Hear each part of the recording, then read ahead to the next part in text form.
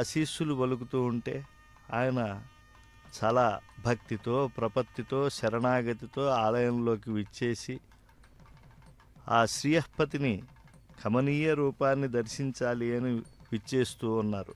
యాని కానిచ పాపాని కోటి జన్మకృతాని చ తాని సర్వాణి నశ్యంతి వెంకటేశ్వర దర్శనాత్. ఒకరి స్నేహం వల్ల కానీ కుతూహలం చేత కానీ ఏదైనా కారణం చేత కానీ వెంకటేశ్వర స్వామి వారిని స్మరిస్తూ దర్శిస్తే వారికి దుఃఖం అనేదే ఉండదు. శ్రీనివాసుని కీర్తించినందువల్ల పూజించినందువల్ల విష్ణు సారూప్యత విష్ణు సాయుధ్యం పొందుతూ ఉంటారు అని చెప్పి మనకి ధర్మశాస్త్రాలు ప్రబోధిస్తూ ఉన్నాయి.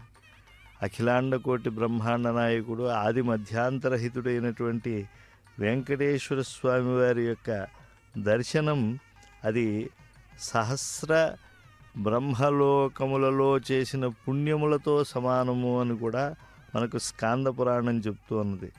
శ్రీనివాస స్వామి వారిని ఒక్కసారైనా అర్చించే వారికి దానములు వ్రతములు తపస్సులు యజ్ఞములు చేయలేదని బెంగ ఉండవలసిన అవసరం లేదు. అవి కూడా పుణ్యకరమైనటువంటివే. కానీ అంతటి పుణ్యఫలాన్ని శరణాగతితో ప్రపత్తితో భక్తితో చేతులతో నమస్కరించుకుంటూ ఆలయంలోకి ప్రవేశించి దర్శిస్తే పరాత్పరుడు శ్రీనివాసుడు అనుగ్రహిస్తాడు. గౌరవ ముఖ్యమంత్రి వర్యులు ధ్వజస్తంభం దగ్గరికి వచ్చారు. ధ్వజో జీవస్సముచ్యతే.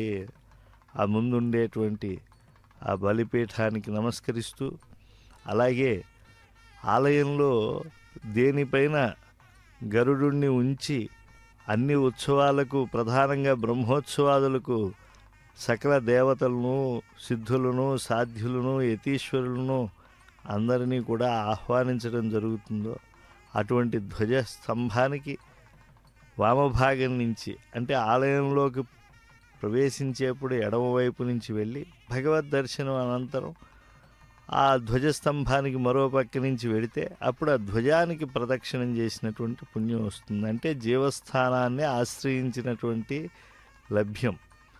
అటువంటి ఆ భగవద్ దర్శనానికి సకుటుంబంతో గౌరవ ముఖ్యమంత్రులు ఆంధ్రప్రదేశ్ శ్రీ నారా చంద్రబాబు నాయుడు గారు ప్రవేశించి వెండి వాకిలను